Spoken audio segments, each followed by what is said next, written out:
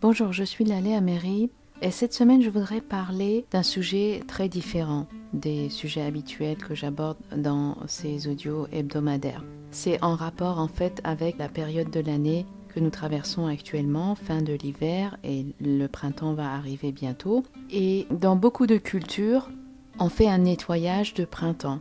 Parce que dans certaines de ces cultures, dont la culture perse de laquelle je suis originaire, on considère le printemps comme le début de l'année. L'année nouvelle commence avec le premier jour du printemps. Donc c'est tout à fait compréhensible que pour eux, la fin de l'hiver correspond à la fin d'une année et donc tous les fardeaux de cette année, tout ce qui n'a pas été résolu dans cette année, tout ce qui a été considéré comme des lourdeurs, ils essaient de les supprimer et de les éliminer de leur cœur pendant qu'ils font aussi ce nettoyage physique dans leur environnement pour nettoyer, éliminer les traces de cette année passée, qu'elle soit bonne ou mauvaise, de toute façon, pour accueillir une nouvelle année. On préfère tout dépoussiérer, tout faire briller, que tout soit en bon état. S'il y a des choses qu'on n'aime pas, s'il y a des choses qui ont fini, on va dire, leur cycle de vie dans notre maison, on les donne, on s'en débarrasse, on fait de la place pour du nouveau, pour la nouvelle année, pour le printemps,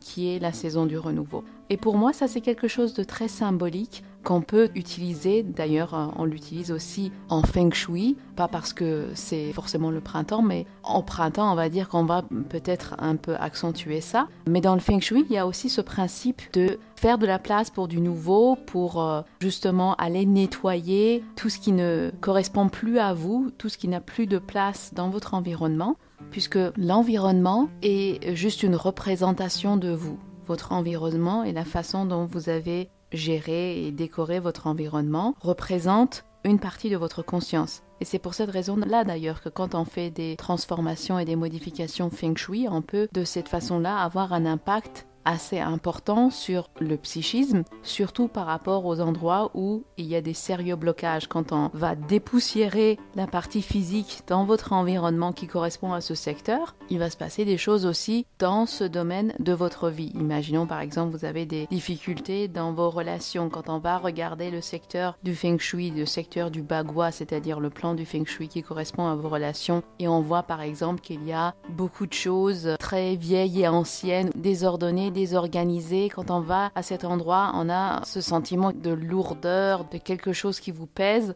On comprend pourquoi le fait d'aller physiquement mettre de l'ordre et nettoyer ou peut-être enlever certaines choses, les donner, les vendre, en tout cas s'en débarrasser si on n'est plus passionné par cette chose, puisse aussi aboutir au fait que des changements et des améliorations se produisent dans votre vie.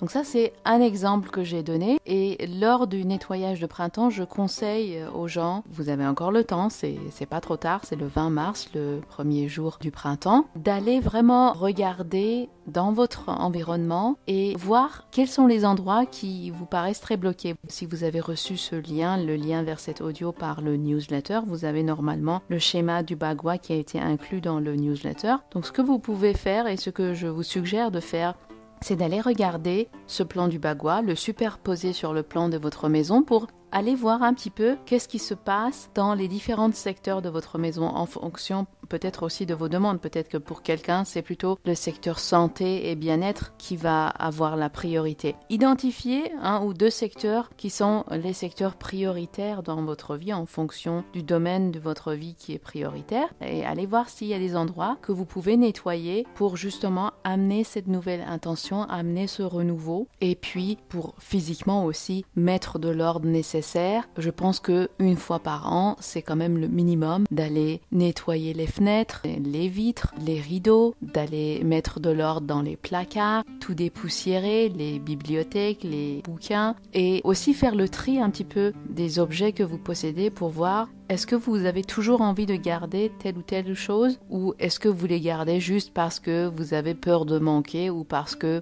c'est quelqu'un de la famille qui vous l'a donné, même si vous ne l'aimez pas, mais vous vous sentez comme obligé de le garder. À ce moment-là, je vous suggère de faire quelque chose, de faire un test. Quand vous identifiez des objets comme ça, que vous gardez soit par obligation, soit par peur de manquer, je vous suggère de les stocker, peut-être si vous avez une cave ou si quelqu'un dans votre entourage peut vous faire un peu de place dans sa cave. si vous avez en tout cas un endroit hors de votre maison où vous allez pouvoir stocker ces choses. Et vous allez voir, progressivement, il va falloir évidemment noter ce qui va se passer dans votre vie dans les 3 semaines, 5 semaines ou 6 semaines qui vont suivre, puisque quand on fait une cure Feng Shui, c'est le temps qu'il faut attendre en fait pour que les premiers résultats commencent à se manifester. Et vous allez certainement repérer des choses qui vont se passer dans votre vie, peut-être des nouvelles opportunités qui vont se présenter et peut-être même carrément une nouvelle sensation. Peut-être que là, c'est un conseil d'ailleurs que je donne pour les gens qui ont un problème de fatigue chronique. Si vous aviez un manque d'énergie, vous allez sentir que vous avez de nouveau de l'énergie, même un surplus d'énergie, et vous avez réussi à vous rétablir en fait au niveau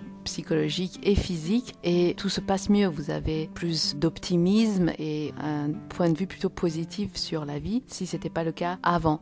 Très souvent, quand il y a beaucoup de vieux objets, des choses qui sont là depuis longtemps, que vous n'aimez plus, que vous n'utilisez plus et qu'en même temps, vous ne faites pas le nécessaire pour vous en débarrasser, vous pouvez vous trouver dans cet état de stagnation aussi physique et énergétique et souffrir de problèmes de fatigue chronique et juste un manque de tonus et d'énergie. Donc, ce nettoyage de printemps, pour moi, est vraiment capital. Et c'est pour cette raison-là que j'ai voulu consacrer le message de cette semaine à ce sujet, parce que surtout, si vous cherchez à créer de nouvelles opportunités dans votre vie, surtout si vous souhaitez faire en sorte que ce printemps puisse amener beaucoup de renouveau dans votre vie, dans différents domaines, c'est nécessaire de commencer par déjà nettoyer les traces de l'année passée et amener une nouvelle énergie.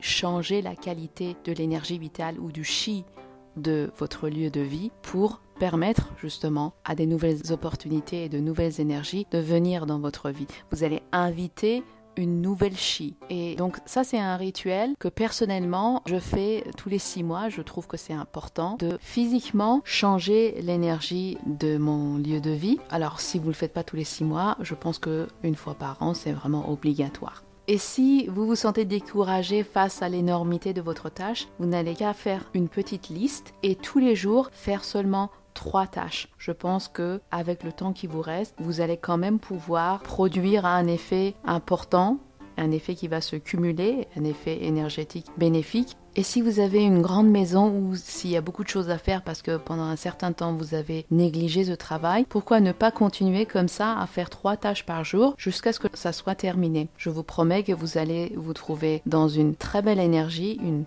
nouvelle énergie qui va amener plein de bonnes choses dans votre vie et vous allez finir par adopter ce rituel. Et le fait de le faire au début du printemps est juste un symbole pour votre subconscient, parce que le subconscient est aussi naturellement connecté au rythme des saisons et au cycle, sans parler du fait que les rituels ont un impact très puissant sur le subconscient. Et très souvent, quand on veut changer et transmuter des schémas anciens, on fait aussi des rituels. Par exemple, on répète une affirmation positive pendant 3 semaines. Parce que l'aspect rituel est très important pour justement transmuter et transcender l'énergie. Je vous souhaite un très bon printemps. J'espère que ça sera le début de beaucoup de renouveau et plein de succès personnels. À bientôt.